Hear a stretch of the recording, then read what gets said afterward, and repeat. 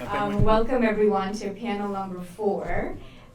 Today we will be talking to you a little bit more about the government relations and advocacy experience from across the border with a focus on Canada and a little bit on Mexico. Canada, as Katrina just mentioned, it's not too far away. It took me 90 minutes to get here from Toronto. And my colleague here today, Sébastien Bonneau, has traveled all the way from Montreal to come speak with you guys about his experience and share some of the case studies. Thank you very much. It actually took me just under 2 hours to get here, and it's a much warmer than in Montreal currently, so I'm very happy to be in Washington and participate in this very interesting panel and session. I'm running my government relation firm for the past 10 years called Perspective Government Strategies, based out of Montreal. I have about 20 years of experience working at the federal, provincial, and municipal level in Quebec and Canada. Worked for former prime ministers, worked for opposition leaders, ministers, and a variety of elected officials. And my practice focuses on Quebec with some federal mandates here and there in the transportation sector, automobile. We've talked about cars. We've talked about tobacco, railways, some NGOs.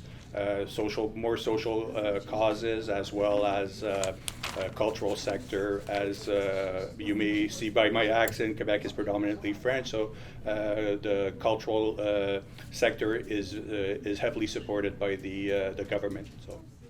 Great, thank you, Seb. And of course, Seb and his company represents some very critical sectors that are prominent in Quebec, and they make up a huge part of Canadian GDP. So the influence of Quebec as a province is a very strong one when it comes to the Canadian lobbying landscape. Just quick introductions online. I will start off with Pascal Chan. So Pascal joins us. He's joining us from Toronto online. He is the Senior Director of Transportation, Infrastructure and Construction at the Canadian Chamber of Commerce. Pascal will speak with us about what the CCC, the Canadian Chamber of Commerce, does and all the efforts that it's making to make Canada a great place to do business, and also some of his excellent work that he's done in the housing, energy, and life sciences space, and also his government relations portfolio. We also have joining us today Solange Marquez. She is the founder of Framer Consulting and Perspective Mandela's consulting firm. Solange's got a very interesting background because she does government relations across the border in Mexico and Canada, so lots of great insight. Solange, we just had a panel full of experts in Latin America, and lots of great learnings from Mexico that came out of that panel, and I'm sure you will have a lot more to add to that. And last but not the least, Joe McDonald. He's a professor and a program coordinator of government relations certificate program at Seneca Polytech University College in Toronto.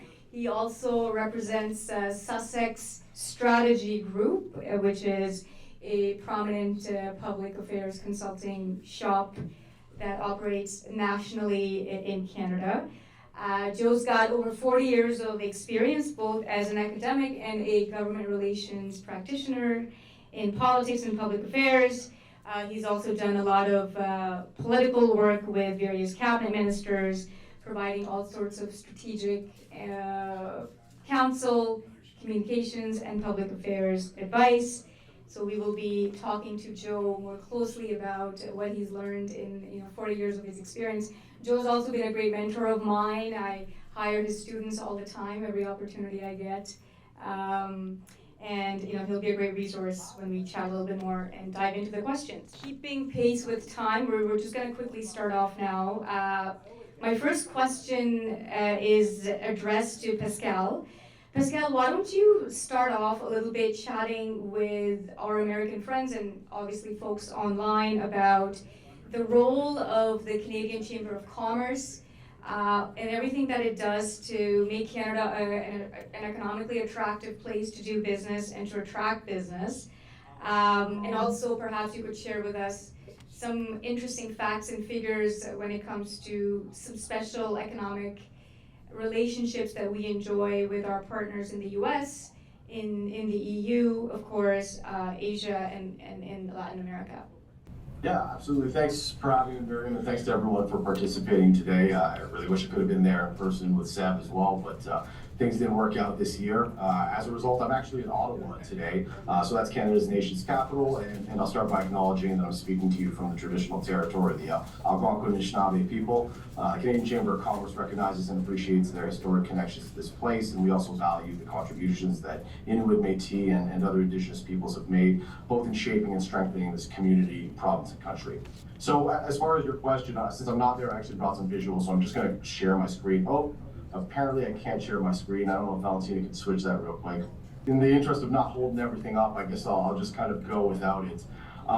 So to your question, and I don't think this is said enough, domestically especially, but it's important to note that trade accounts for more than 2/3 of Canada's GDP. According to the World Bank, we make up 0.5% of the world's population, but we account for about 2.2% of global trade. So that really underlines the importance of our trade relationships with the countries you mentioned, whether that's the Canada-European Union Comprehensive Economic Trade Agreement, the Comprehensive and Progressive Agreement for Trans-Pacific Partnership, or CPTPP. And again, you were, I think, chatting a bit off screen before, but the USMCA, so United States-Mexico-Canada Agreement, referred to as USMACA very awkwardly, or CUSMA here in Canada. So the last one is obviously probably the most significant, given the US is by far Canada's largest trading partner with over $960 billion in total trade, accounting to, that's about 2/3 of our worldwide trade. So anyways, I'll get into that a bit. As for the Canadian Chamber's role in all of this, there are a few things. First, we're Canada's largest and most activated business network. You might be familiar with the U.S. Chamber of Commerce, but in Canada we represent 400 chambers of commerce and boards of trade, 100 associations, and more than 200,000 businesses of all sizes from all sectors of the economy and from every part of the country. So along with that vast representation comes an unusual power to convene, and that goes across multiple industries. So we have councils and committees covering everything from agriculture to AI, from housing to critical minerals, and that really gives us a unique voice to speak, not on behalf of one member, but in the interest of business and the Canadian economy more broadly. Our mission is to drive change in the department broadly and be that undisputed champion and catalyst for the future of business success, which is a slogan you see kind of in all of our materials. But our vision is a Canada of thriving business opportunity, strong economy, and a better life for all. So that unique perspective is pretty beneficial, and it's actually pretty timely as the leader of the opposition, who is ahead in the polls by a considerable margin. She just got a ton of media coverage over the weekend for saying that under their government, corporate lobbyists are going to have to prove that what they advocate for is good for the Canadian people and not just their clients.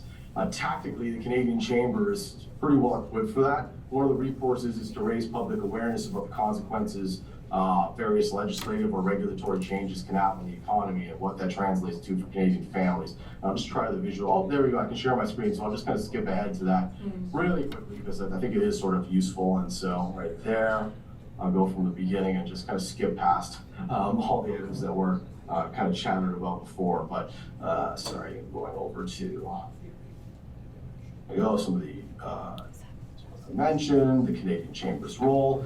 Yeah, so again, on screen you see kind of various clips of me talking about different labor disruptions that took place over the second half of 2023. And you also see a couple of op-eds that I've written to kick off 2024 on housing, pharma, which again are vastly different things, but they are critically important to different parts of our membership. And all this is to say, you have that value of having your issues covered in tier one media and the ability to connect with the people who don't follow things as closely as those who work in our political bubble. It really shouldn't be understated.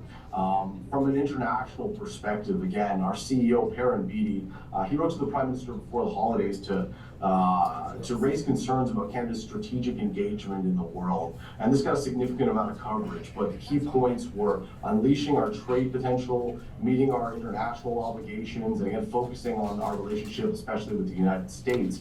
So last year we attended the B20 summit in New Delhi, as well as the Team Canada trade mission to Japan. That's where Perrin, in this letter, kind of relayed what he was hearing in those meetings. And so he told the Prime Minister that his observations are that our country is increasingly being viewed as a well-meaning but unserious player on the international stage. I mean, my second week on the job at the Canadian Chamber, there was this huge strike at the West Coast ports. That's where some of the media clippings came from. And they handle about 25% of the goods that flow in and out of the country.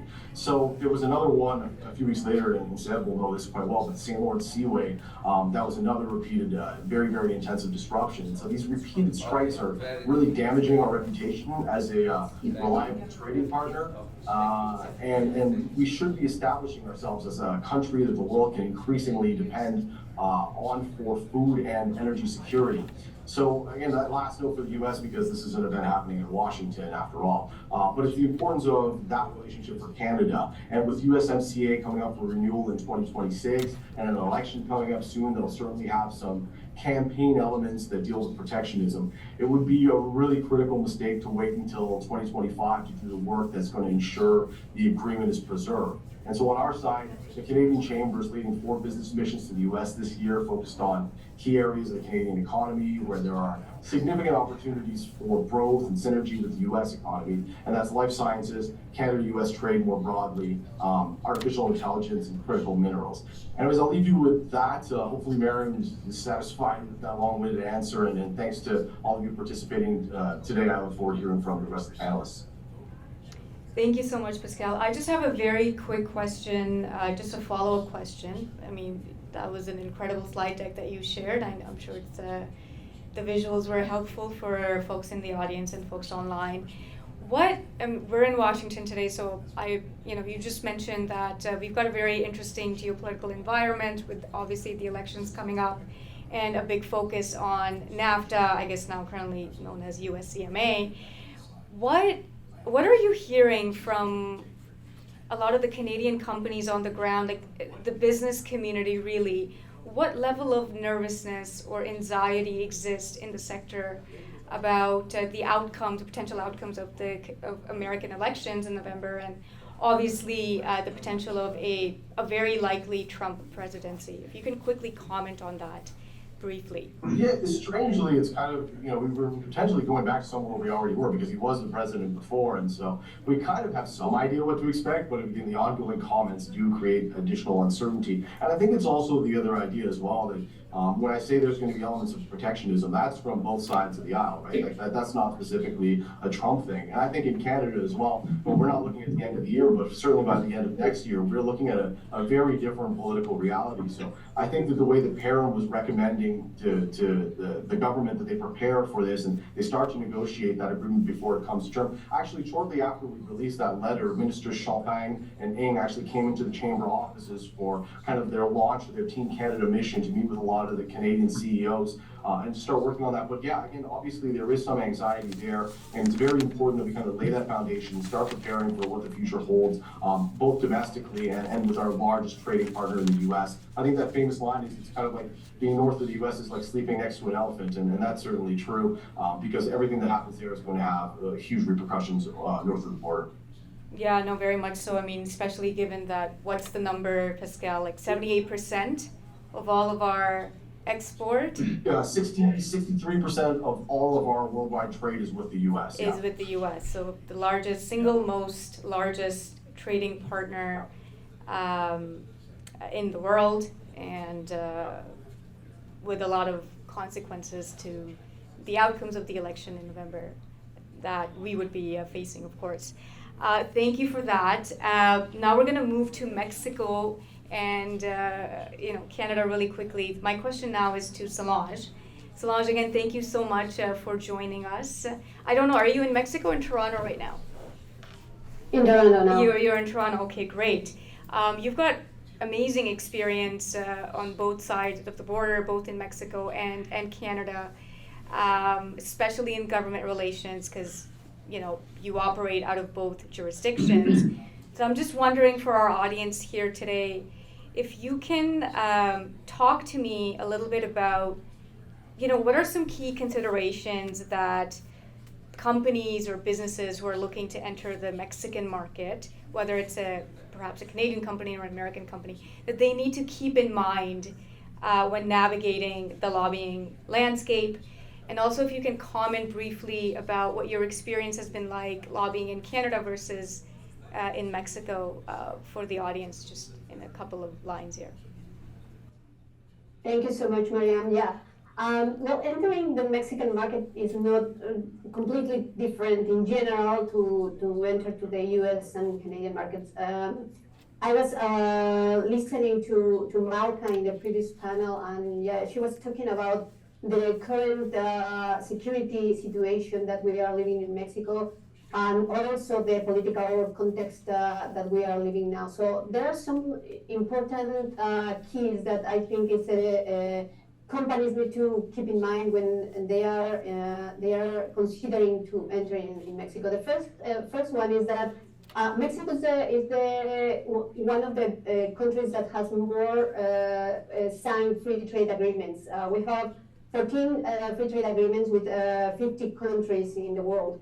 And also we are now the third most innovative country in all Latin America. So even though the current populist government that we are under, there are some important changes that they haven't been able to do. The political landscape now that companies need to keep in mind is that we are living in an electoral year. 2024, we will see a presidential election. There will be more than 20,000 positions that we will have to vote. So it is the biggest election in Mexican history.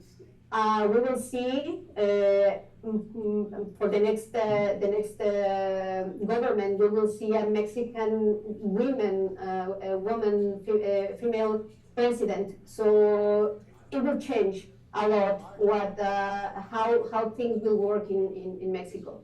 After the current López Obrador presidency, the public policy related to crucial issues, especially some of them related to the USMCA, will be affected for sure. Some sectors that he has been working on, especially energy, renewable energy, agriculture, automotive sectors. All these public policies that he has been trying to push will change with the next government. But it is important to say that even though in energy, for example, or also in agriculture, companies have been suffering, international companies, Canadian companies have been suffering from those policies. The Supreme Court has been a very important stop for what the Mexican president has been trying to do. So there is still some balances in the power. There are some news talking about the Mexican landscape being entering to an authoritarian regime, but I am not quite sure that is true. Even though the Mexican president has been trying to push for that, we are still living on a rule of law. We are, because of the Supreme Court and the judicial power, the legislative power is not under control of the Mexican president. So there are, for lobbyists and people companies that want to start investments in Mexico, it is very open. I had been working with pharma sector, with tech sector, and multinational companies that have been received by officials from the current government, federal and local. So for them, what I have to say is that the key is to have arguments and data, because even though there are some people in the current government that prefer ideology, there are still a lot of people, not in the top positions, but under positions, that are taking the decisions. They are the decision makers, and they are open to listen what we have to do. We have to say, companies, international companies have to say.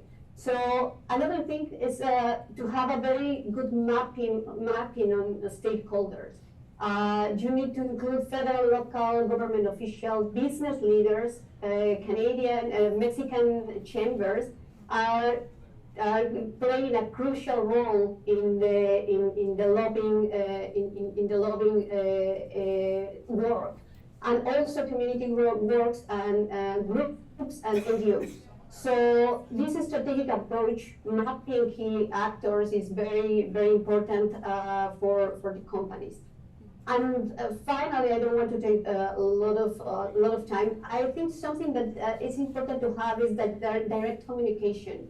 Mexican business is a little bit different, and I want to start entering to your second question. Are different because we use email, but not that much. We prefer direct communication, direct as WhatsApp or direct telephone calls.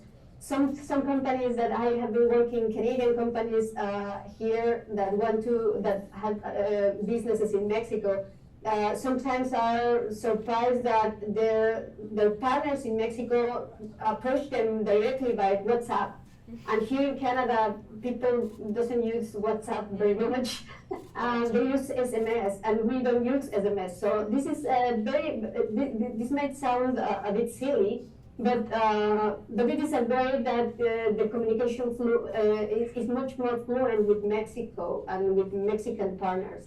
And finally, another thing that is important to understand is that our political structure is completely different. Also, our legal structure is different. Canada is common law, we are under civil law. Even though Mexico is a federal structure country, it is different, completely different than the Canada's federal structure. The division of powers here between federal, provincial, and territorial governments requires here in Canada a multi-layer governmental relations strategy. In contrast, in Mexico, we need, it is federal, but most of the important or most of the key decisions are taken by the central government. And the federal government plays a very dominant role in regulation and the policy making. So those are some keys that I want to say, and changes and differences between Canada and Mexico. It is important to keep in mind that even though the current situation is not the best, Mexico is still a very important economy, is the second largest economy in Latin America, and that the institutions are still working. It might seem sometimes by the news that things are in chaos, but they are not. In Mexico, we are not. We are under a very important federal, local, and municipal election process, and under the autonomous agency that is responsible to organize the election. So it is still to see who is going to win. It is not something that it is decided by the federal government. It's not. The vote is very important. So just to say that, yeah, there are some factors that are not in the best moment, I should say, but things will change, and I hope for the better in the next election in June. Yeah, no, that's you've raised some very critical points, Solange. I have a question, and I'm gonna piggy that back off of some of the conversation that we've had in the past on the Latin American panel where this came up. Obviously, Canada, Mexico, and the U.S. were critical allies. We've got one of the largest, trade region in the world, representing one of the largest trade region in the world. There's a lot of movement of goods back and forth, goods and services both. What advice have you been giving to clients or to just folks on the ground in Canada that could be beneficial for our partners here and globally when it comes to the changing geosecurity landscape in Mexico? We've heard that there's a lot of investments now coming from Russia and China, and that's changed the landscape a little bit. Obviously, that there's an impact on trade. So what can be done? How do we prepare for that sort of situation escalating? Because that is something that's come up in our conversations as well when we talked about the very integrated nature of the automobile industry, for example, and how that's impacting trade between Mexico and Canada. So I'm just wondering if you can comment very briefly on what advice you've been giving, and what should we do to navigate that changing landscape? Yeah, first of all, the first thing that I said is, in the case, for example, in the automotive sector, there is there are rumors about the Chinese companies trying to take advantage of the USMCA to enter to the American market, and that way to avoid all the regulations for them using Mexico. However, the data doesn't support entirely that rumor. There is, of course, there are some investments from Chinese companies in Mexico, especially in some parts of the north, but it is less than 0.1% of the entire investments in Mexico that are entering to the American market. So it is important to keep that in mind. There is one new factory that was built with Chinese investment in Mexico, but the entire products of that factory are meant to go to Latin American market, not to the American market. So there are some things that sound not positive, of course, but we need to keep in mind that, as I said before, the USMCA is still a way to maintain a populist government like the one that we have in Mexico on their limits. And trying not to continue. They are pushing for some things that might not be in agreement with the USMCA, but they have been able to do what they want in many other sectors. In this case, agricultural sector, for example, we are in a panel for energy, and as I said, the automotive they might want. But as for the moment, the data said that they are not really a risk for the Chinese investments in automotive sector to enter to the American market. Thank you, Solange. That's an important point of clarification here for everyone. So thank you. Shifting gears now and being mindful of time, we're going to have Joe. I'm just going to turn to you now. If you can talk to us a little bit about the government relations and lobbying landscape in Canada. You and I talk about this all the time. There's often this assumption,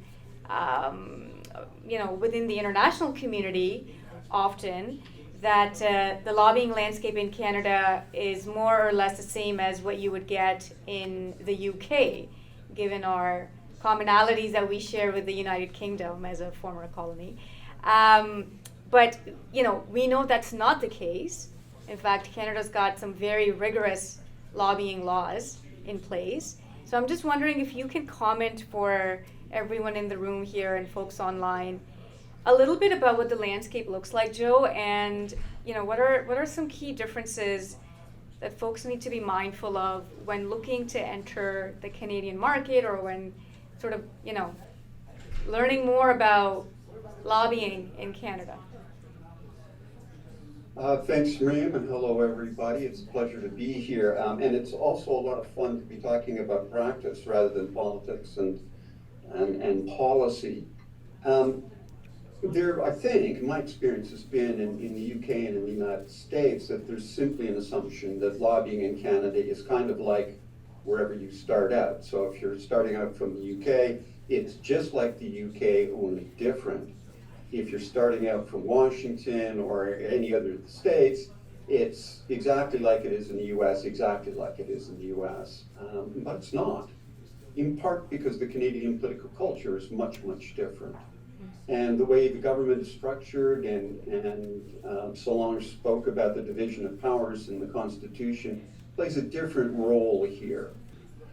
And I guess if I was going to give anybody some advice, it would be, first off, if you're coming to Canada and you want to lobby the federal government, read the Act. Mm-hmm. Consultant lobbyists need to register, in-house lobbyists need to register.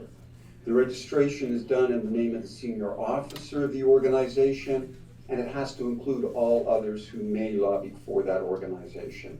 And at the federal level, communications, meetings with whom, why, about what are tracked on a monthly basis. You also need to understand that every province has got some form of registration required to lobby. And just about every large municipality, Toronto, Edmonton, Vancouver, Montreal, they too require registration. So for instance, in Toronto, you have to let the lobby registrar know that you are going to meet with me before you actually do. Is it going to be telephone, email, in-person meeting? You need to do these kinds of things. So you're registered and you want to play the game, and that's wonderful. There are some key distinctions, and I can think of two right off the top of my head. The first is that in Canada there is a convention, a custom, and understanding about responsible government. And that means that the legislature, the governing party, is responsible to the legislature, not to the voter. With the legislature, when the Parliament of Canada says, nah, we don't have any confidence in you, boom, that's it, government's dissolved. Right. The other thing is how important party discipline is.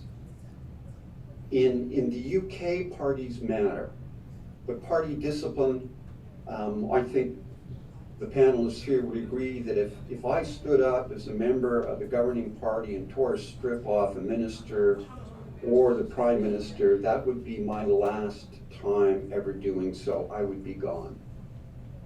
In the UK, I can do that. In fact, in the UK, I'm expected to do that. But party discipline is so strong in Canada that, so I'm not going to vary from the party's policy position. I'm not going to attack my minister. I'm not going to attack my prime minister. When you're lobbying, it changes the focus. Who are you engaging? You are not engaging primarily and exclusively individual members. We're not engaging committees because committees don't quite have the power and purpose in the Canadian system that they have in the US system. They're important, but they are not essential. And the Election Finances Act in Canada has taken big money out of the game. Corporations and unions cannot make a contribution to political campaigns, political parties, or candidates. And as an individual, this year, I can donate in total $1,750. That doesn't buy a lot of rent, does it? There are no such things as PACs in Canada. There are organizations that will come together and go after a party during the election, but they cannot raise money and distribute that money to political parties or individual candidates. So, and that pretty well is the same from province to province, municipality to municipality. Other than that, understanding what your position is, your solution, having a focused message, an appropriate frame, and a clear understanding of who the decision makers that matter to you are, should do you well. And if you don't know, if you're unsure, there are all sorts of organizations, companies, consultancies like the one I act as senior counsel for, who would be more than happy to take you through the process, and if you're interested, you could buy their services. Thank you, Joe. Thanks for the plug. I have a very quick follow-up question, Joe, and I think it's a timely one. You mentioned obviously the great differences that we share, that the lobbyist registrations, how they differ from various jurisdictions to jurisdiction. We're obviously very different than what our American counterparts have to go through when it comes to registration for their lobbying purposes. But one of the things that we've been suffering from, and we're looking to our American counterparts for advice on, is a framework for Foreign Actors Registrations Act. And that's usually the reason why it's so important right now is because of the level of election interference that we have sort of noticed from China specifically. So I'm just wondering if you can very briefly comment on why that is happening and why it's important for us to almost borrow a rubric from Americans on FARA that we're looking to implement now, because that's a big thing in the lobbying world to sort of copy that framework. You know, Mariam, I'm not 100% convinced it's a big thing in the lobbying world. It's a big thing outside the lobbying world. Foreign interference in elections, foreign interference in campaigning, those kinds of things are significant and important security issues regardless if it's part of the Lobbying Act. Does it make sense to have a registry like that? Yes, it does in fact make sense to have a registry like that. Does it make any difference where that registry, the template that's borrowed, used, cobbled together with others? Makes no difference whatsoever. It's the end goal that matters more than anything. I do not understand the difficulty that the current government enjoys in dealing with things like election interference and a registry of this nature. It seems to me, but look at my hair color, I'm not very smart. It seems to me that this is, in fact, a no-brainer. Right. But for some political reasons and for reasons I'm sure that we will never actually understand, this government seems to not be so eager to move forward as quickly as many people in the lobbying business, for instance, would like to see. Agreed. Thank you for that. Shifting gears again really quickly, and Seb, I'm just going to go to you. We just heard Joe speak about the jurisdictional differences when it comes to lobbying in the various provinces in Canada. And of course, you're from Quebec, which is, again, a very important province. It contributes tremendously to the GDP of the country. And, it's got lots of emerging sectors that have become very, very important over the years. So I'm just wondering if you can comment a little bit about how lobbying differs in Quebec versus the rest of Canada. And maybe highlight, a little bit about the language and economic differences that are very prominent and pronounced in Quebec that make Quebec such a special province, and of course forces everyone in Canada to engage in a very special relationship with our Francophone. Thank you, Mariam. As Joe mentioned, lobbying in Canada is not like lobbying in the US or UK, if that was a perception before. And for any companies or business or any interest, foreign interest in Canada, there's a higher risk if you're entering the Canadian market without considering the Quebec market, the Quebec government, because of the issues that Joe mentioned in regards of the separation of powers between provinces, and Quebec is the only French-speaking jurisdiction in North America with an official language being French. The language of business is French. So right off the top, any foreign companies entering the Canadian market, that presents some challenges in terms of communication, in terms of engaging with government, and also with the civil law tradition. And why is Quebec important? Well, it's the second largest province in Canada, as we mentioned, with about 9 million population and a GDP. About 50% of Quebec's GDP comes from Montreal, and Quebec's GDP is about $300 billion US. And a figure that might shock some of our Americans audience today, online and in person, is that government spending is about 25% of the economy. So often Quebec, while having a diverse economy, is more aligned with European traditions in terms of the role and the importance of the role of government and social service, social safety nets, climate change. So, as going back to the presentation that we had this morning, there was the first question that was asked was to the question, is lobbying buying off government officials? I think we've proven, with Joe proven that the answer in Canada is no. There's very limited opportunities to influence parties' policies because of the financing restrictions on companies and unions. In Quebec, they take it a step higher, where the maximum, they have their own lobbying law, of course, and the maximum that is permitted by an individual is $100 Canadian, so about $70 US. And so elections and parties are mostly funded by the state, which changes the focus of the interests and of parties. One difference that Joe might not have discussed between the Quebec government and federal lobbying in Ottawa is that you're considered a public office holder, all government officials, regardless of their level.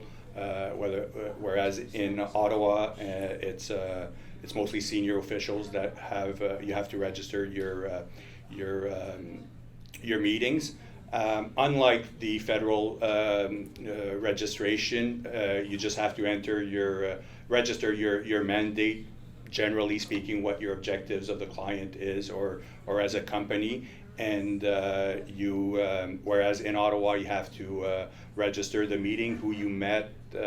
In Quebec, you just have to stick to a general mandate and the institutions, the departments, ministries that you're planning on meeting. And of course, the registration process is in French only, and online and stuff like that.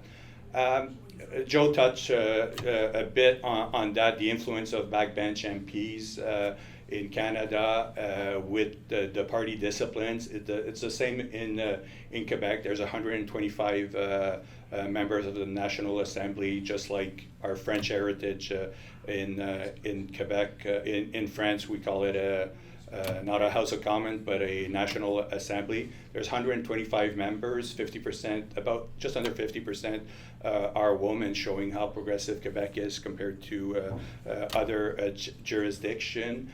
And the power really resides in the ministers and cabinet members, which are about 25 individuals who manage the various departments. So the senior officials and the minister's office, the political staff, is where you really get some traction, whether it's meetings, in-person meetings, online. We've talked about Zoom and Teams meetings very much happening in Quebec also, which might facilitate things for foreign companies who have interest in Quebec and Canada. But where backbench MPs may become useful, considering that private members' bill or opposition bills, unlikely, you wouldn't have an opposition member being able to present a bill that has an actual chance of being passed by the House of Commons or by a provincial legislatures. But backbench MPs are more accessible than ministers, sometimes more accessible than political staff, and they do have a power of influencing and direct communication lines with the members of the cabinet, which I find very useful in my engagement. There's also most provincial legislature don't have a Senate or a second house, a house of second somber thoughts, I think we call it, in Quebec, like in most jurisdiction. And to Joe's point, municipalities, cities also are governed by the same provincial ethics and lobbying transparency laws. So everything must be registered within a 30-60 day time frame of the start of the engagement.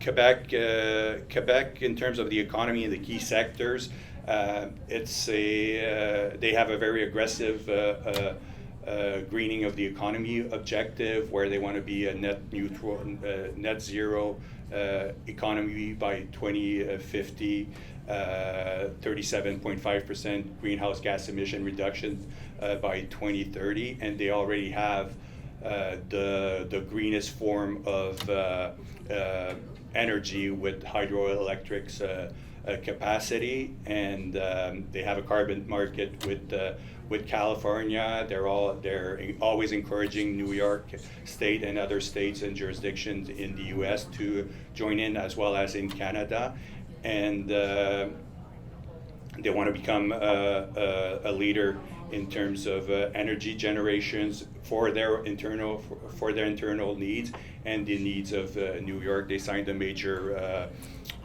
power sharing agreement with New York, and they plan on doubling the power generation capacity to 200 terawatts by 2050, which will require about 150 billion Canadians, U.S. Canadian, pretty much the same in investments over the next 25 years. The objective is, by greening the economy, companies will be forced or will be encouraged to in order to remain in the production, the logistical and production process of goods, to have a clean energy source, which will make Quebec a very viable and interesting market. So they're developing for the automobile sector. They're developing the battery sector, where they want to be a leader in North America to supply the American and Canadian-based manufacturers in EV batteries, electric vehicle batteries, over the next 20 years or so, and as well as from mining to recycling of those batteries, and offering a secure and politically stable environment to invest and to secure those critical and strategic minerals that we talked about. They're also trying to become the leader in terms of green steel production, aluminum production, and the aerospace sector is still a very active and important component of the Quebec economy, with Montreal being one of maybe three places in the world, I think, with Bordeaux and Seattle, able to manufacture a plane from A to Z. Right. And AI, I would finish by artificial intelligence is also a key component for the future, with a hub of highly internationally recognized researchers, and a hub of NGOs, universities. There's a couple of English universities in Montreal, for you to note, and startups in that sector that will hopefully bear its fruits in the next years. Thank you, Seb. Very, very insightful overview of the Quebec economy, and the critical sectors are important and emerging, especially as far as trade's concerned. I think that would be the end of this session. We are a little bit over time. If there are any questions, thank you again to all three of you, Pascal, Solange, and Joe, for giving us your time and joining us from Toronto. And I'm sure the audience learned quite a bit about the lobbying landscape in Canada and how to do business and trade in Canada. So thank you for joining us. And hopefully you can come join us again at the next forum that we will be hosting soon.